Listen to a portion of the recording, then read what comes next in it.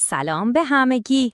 امروز میخوایم بریم سراغ یکی از اون موضوعای خیلی کلافه کننده، ریجکت شدن ویزا. تجربه‌ای که متاسفانه خیلی‌ها باهاش دست و پنجه نرم میکنن. میخوایم با هم کشف کنیم که اون دلیل اصلی و پنهانی که پشت اکثر این ریجکت‌ها قایم شده دقیقاً چیه؟ خب بذارید اینجوری شروع کنیم. شما ماه‌ها وقت گذاشتید، کلی پول خرج کردید، کلی امید و آرزو داشتید. بعد یه نامه ریجکتی میاد دستتون که هیچی توش معلوم نیست. هیچ دلیل روشنی نداره. این حس سردرگمی و ناامیدی دقیقاً همون چیزیه که امروز می‌خوایم کالبد شکافیش کنیم. حالا آماده اید؟ یه آمار غیر رسمی ولی خیلی تکون دهنده هست که میگه حدود 80% از ریجکتی ویزای ما ایرانی‌ها فقط به یه دلیل برمیگرده. مشکل توی اثبات تمکن مالی. 80%. این یعنی ما با یه اشتباه فردی طرف نیستیم، یه مشکل خیلی بزرگتر و سیستماتیک این وسط. خیلی خب، پس بریم سراغ بخش اول، یعنی دقیقاً همون کابوسی که گفتیم، رویای مهاجرت و بوم، کابوس ریجکتی. این سناریو خیلی آشناس نه؟ شما همه کارها رو مو به مو انجام میدید، هر مدرکی که خواستن آماده میکنید، کلی هزینه میکنید، ولی جوابی که میگیرید یه نه خشک و خالیه. حتی خیلی وقتا خود دفاتر مهاجرتی هم هاج و واج میمونن که آخه مشکل از کجا بود. آدم حس میکنه انگار توی چرخه بیپایان گیر افتاده و داره دور خودش میچرخه. خب حالا میخوایم بریم سراغ اصل مطلب، اون مشکل پنهانی که گفتیم. برای اینکه واقعاً بفهمیم داستان چیه، باید یه کار خیلی مهم بکنیم. باید جامون رو عوض کنیم و از یه زاویه دیگه به ماجرا نگاه کنیم. دقیقاً همین. برای لحظه تصور کنید شما اون افسر پرونده هستید. پشت میزتون نشستید و یه عالمه پرونده جلوی شماست. پرونده شما هم یکی از اونهاست. شما با عنوان افسر پرونده اولین و مهمترین چیزی که براتون سوال میشه چیه؟ ببینید، نگرانی اصلی افسر پرونده این نیست که شما مدرک دکتراتون رو از کجا گرفتید. نگرانی اصلیش خیلی پایه‌ای تره. اون با خودش فکر میکنه این آدم چجوری میخواد اجاره خونه و پول غذاشو بده. آیا یه پولی کنار گذاشته که تا کار پیدا کنه از جیب نخوره؟ و از همه مهمتر، آیا قرار سربار دولت ما بشه؟ تمام فکر و ذکرش اینه. و اینجاست که یه کلمه کلیدی وارد بازی میشه. تمکن مالی. تمکن مالی چیه؟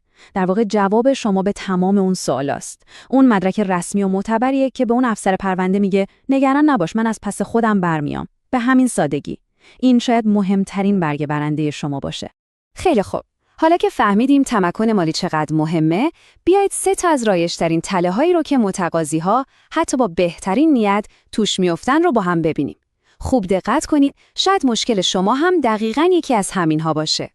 سناریوی اول خیلی هم شایعه. شما یه ملک خیلی با ارزش توی ایران دارید. با خودتون میگید خب این که عالیه، این یعنی من پول دارم. ولی از نگاه اون افسر پرونده، اون سند ملکی شما خب تقریباً بی ارزشه. چرا؟ چون هیچ راهی نداره که ارزش واقعی اون ملک رو به صورت بین المللی تایید کنه. پس در نتیجه مدرک شما نامعتبره.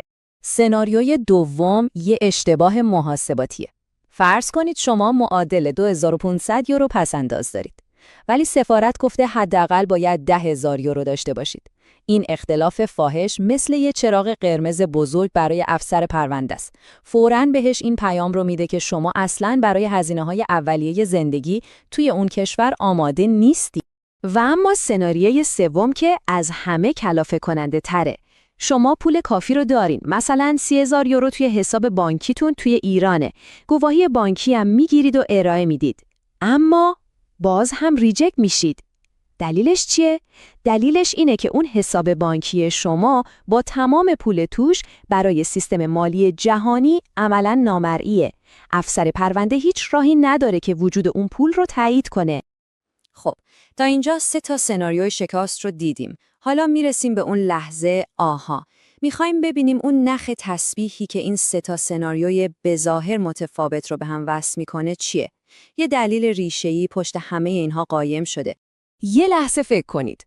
چه چیزی باعث میشه که هم سند ملکی، هم پسنداز ناکافی و هم حتی پسنداز خیلی زیاد توی یه بانک ایرانی همشون تهش به یه نتیجه برسن؟ ریجکت؟ مشکل مشترک اینها چیه؟ و جواب اینه عدم تایید معتبر.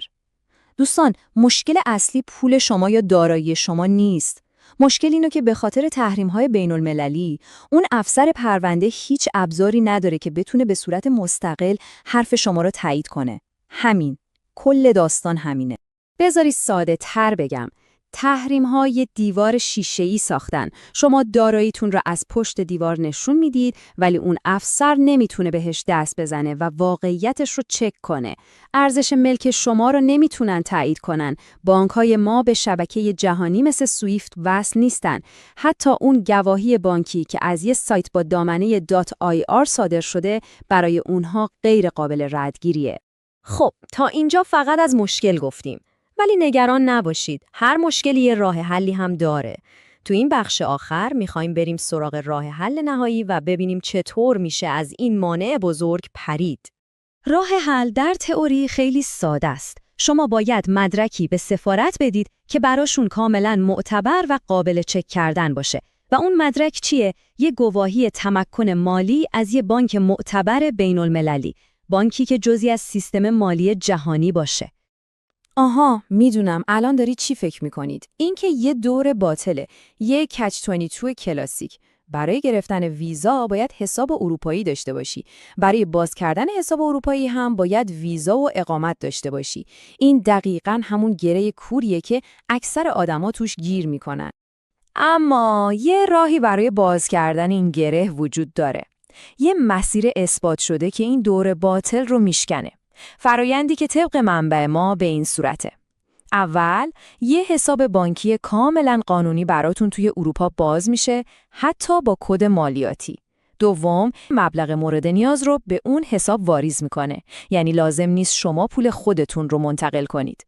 و سوم، شما یه گواهی رسمی و مهر شده و کاملا قابل تایید جهانی دریافت میکنید. و نکته کلیدی اینجاست. این روش دقیقاً همون چیزی رو به سفارت میده که لازم داره. یادتون اول بحث گفتیم افسر پرونده چه نگرانیایی داره؟ این گواهی جواب همه اون نگرانیاست.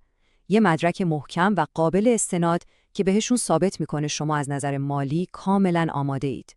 بنابراین سوال آخر اینه. حالا که میدونیم مانع اصلی چیه و راه حلش هم وجود داره، آیا شما آماده اید که این بزرگترین مانع رو از سر راه ویزاتون بردارید و بالاخره به هدفتون نزدیکتر بشید؟